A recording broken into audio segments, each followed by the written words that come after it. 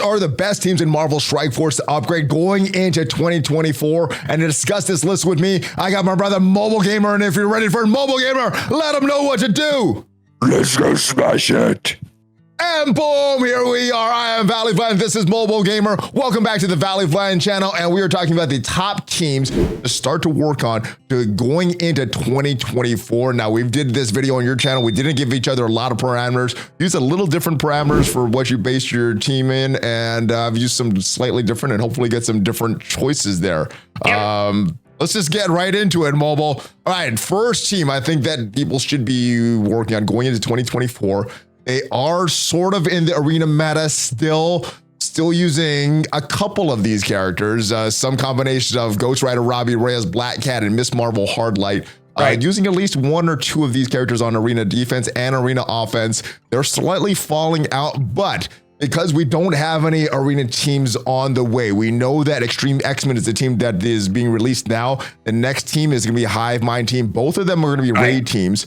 This team is going to be viable, or at least pieces of this team is going to be viable until at least February at the soonest. Maybe March, maybe down the road a little longer.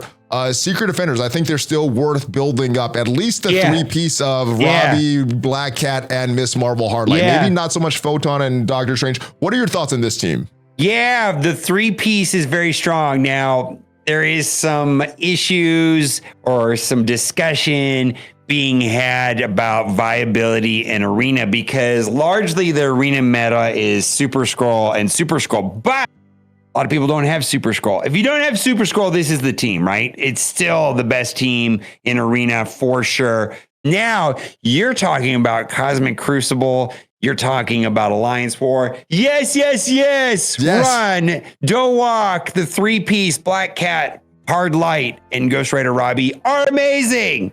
Yes, and Photon I think is amazing in War. I just don't see her as valuable as those other three characters as far as multiple game modes. I'm not using her in Cosmic Crucible. Are you getting a lot of use of Photon outside of, I mean, probably not in Arena. Are you getting a lot of use of Photon outside of War? She's just pretty much a War character for you at this point. Just Alliance War, nowhere else. Okay.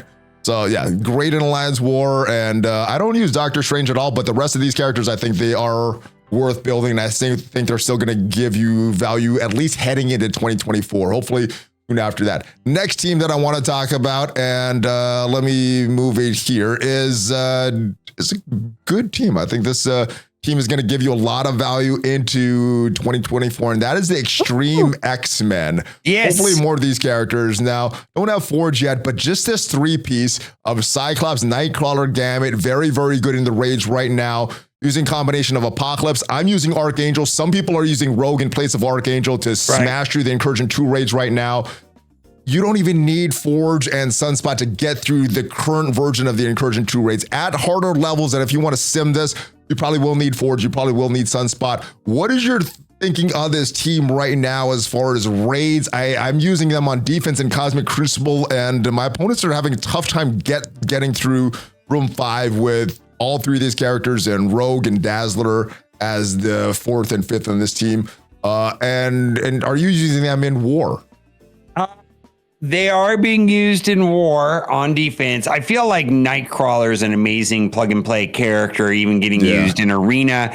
Gambit also is amazing in multiple different teams. He's kind of had more flexibility with his updated kit for use outside of Cosmic Crucible. A lot of his kit was specific to Cosmic Crucible, and they've relaxed it to make that work in other game modes. I'm a big fan of Nightcrawler and Gambit. Jury's out for me on Cyclops. We will have to see. Same thing with Forge and Sunspot. I do think if you're going to want to get through the boss node on Mutant on the hardest difficulties, you're going to need this 5-piece team. There's some interesting things that Sunspot does that allows Forge to be viable. The removal of taunts on the enemies, extra offense, spawning with offense up, extra ability energy. And then Forge has that interesting mechanic, but he's very slow. He's got to revive. He gives a lot of charges to Cyclops and raids. We're going to have to see how that plays out. I love Nightcrawler, love Gambit. I think they're absolutely worth upgrading to the moon And then the other three, I'm kind of like got a wait and see attitude. You know, I'm hoping other people will do it first. If you're saying Cyclops is amazing, then maybe I'm going to be more problem on defense, and I say that just by my defensive wins. I think 2 out of 3 days, my opponent wasn't able to clear room 5, and this is the team that I have in there, along with Rogue and Dazzler. These characters right there, very tough in room 5, and I hear Forge even helps in that team as well because of the extra charges that he gives the Gambit, the extra charges he gives the Cyclops, and the damage that Cyclops can do on his ultimate. So this team is obviously good in the raids. They're great in Cosmic Crucible right now as well. I maybe I'll try putting Cyclops on defense in Cosmic Crucible. I mean, I have a chunky Cyclops, so might as well give it a shot. I haven't seen that being an obstacle for my opponents, or I haven't been stopped by a Cyclops yet, but we'll have to see. Yeah, I mean, even Masters of Evil wasn't able to beat it. New Warriors obviously wasn't able to beat this team on defense as well. So yeah, very, very tough team. And I think you're still going to get a lot of value for this team going into 2024. This is a new team. They said that they want teams to last for about a year. So at least in the raids, this team is going to be viable for Did they really say a year though? I don't think they said that. The number I heard was more like 9 months. So I believe in the blog post. Are you ready for the next team, Mobile Gamer? I'm ready. Let's get it. All right. So my thinking on these teams obviously went for the raids, and this team, not great outside of the raids, but because they are needed in the raids and because they're not going to be replaced for a while, I think their value in the raids, that first section of the raids, no other team could really beat that first Mystic section. If you don't have Bifrost, you're not going to get to Tech. You're not going to get to Mutant, which is why I think Bifrost is an important team right now in the raids. Maybe not so much outside of that. They don't provide you a lot of value in War Defense or Cosmic Crucible or Arena. But I think their value in the raids makes it worth building up Bifrost, at least until you could get through that first section of the raids. What are you thinking of Bifrost? All right, outside of Vol, my suggestion is to upgrade them as little as possible, I agree. to get through the raids. Like there's use for Vol in DD6, there's use for Vol in Cosmic Crucible, there's use for Vol on defense and Alliance War with Beta Ray. I think you could use Beta Ray with Vol in defense. Loki, T-Loki, Sylvie, man, just upgrade them to get through the nodes. I can see that you've even done that yourself. You've upgraded them as minimally as possible. Minimally as possible, but they are an important team because of the first section in the raids. And outside of the raids, you won't need them too much, but you're going to need them for the raids. And that's why I think they're worth building that up because... It doesn't matter how big your Pegasus or your other team is if you can't get through the first section. So this is the first section. And I'm not really even super thrilled with Vol. That might be a function of the exposed mechanic. Super-skrull, Vol, and now Nightcrawler all have exposed, and Vol and Super-skrull's kits have passive effects or that exposed mechanic. Nightcrawler, not so much, right? But he does apply exposed with his special, which is very early in the match usually. So Vol, I think, might have a longer shelf life than the other 4, right? They usually the original characters, they usually give them some extended shelf life. You know, they've given a rework to Death Pool. The Kestrel just got way more valuable, you know, so I think Vol is going to get some life somewhere else outside of this team. But yeah, as of right now, you need these guys for the raids. So I'd say build them up at least for the raids, minimal for the raids. Next team. This one has a little more value outside of the raids, and that is the Pegasus team. This is a solution for the tech section of the raids. You know, you're not getting to Mutant without Pegasus, so you build these guys up. Kestrel just got a little bit more value with that new mythic tag. Gonna need her for Dark Dimension 7. And these guys work very well. I see these team a lot in Cosmic Crucible Room 2. Not very strong on War Defense. So again, I think this team is mainly for the raids, but Kestrel is gonna give you added value. But you can even use Pegasus against Heroes for Hire in Alliance War right now on offense. Like, there are some good things about this team.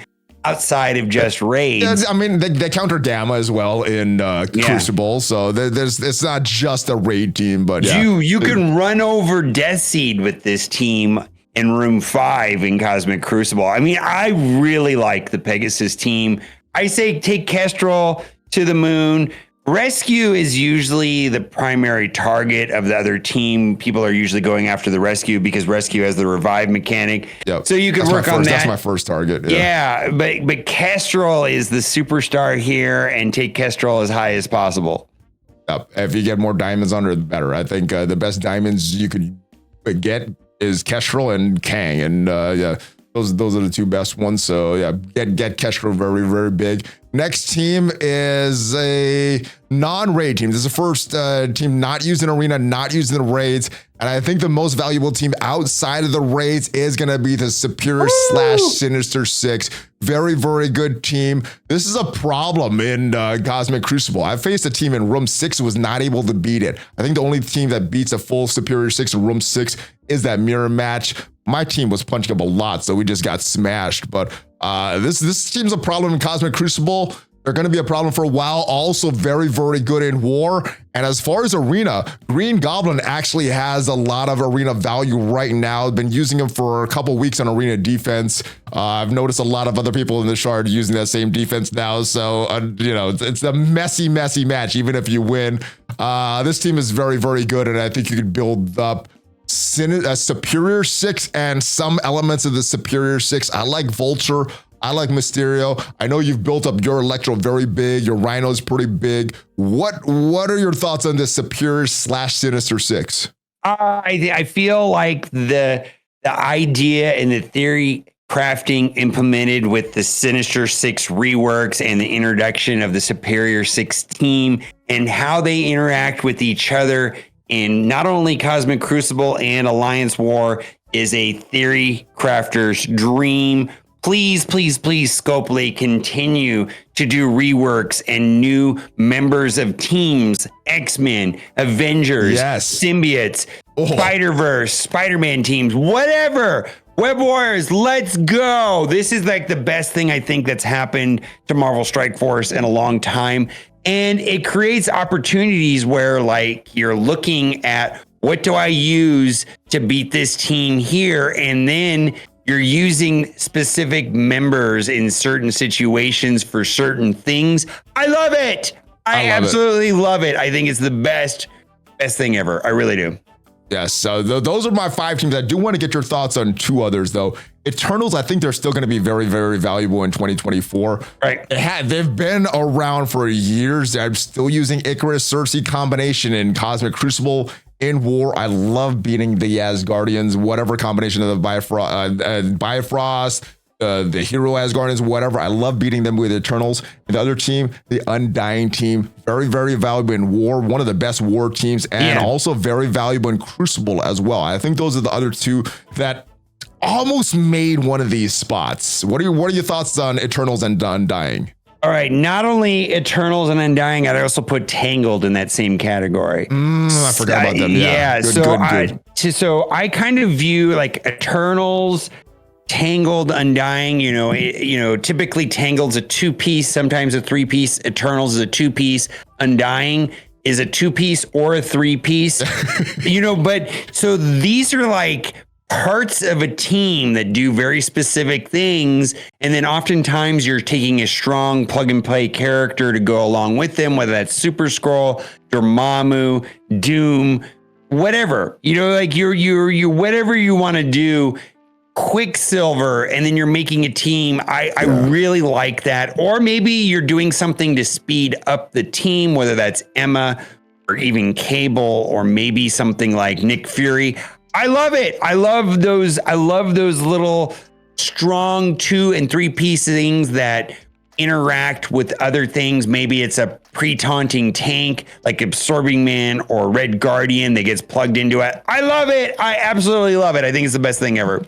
Yeah, I like those teams. So I think if you're working on 6, 7, 8, these are 6, 7, 8 right here that you could work on, and they're going to still give you a lot of value. Older characters. Spider Weaver, we mentioned, is the other original character, so she is going to get some love, kind of like Val. coming up soon. So maybe not soon, but coming up, she should be getting some love as well.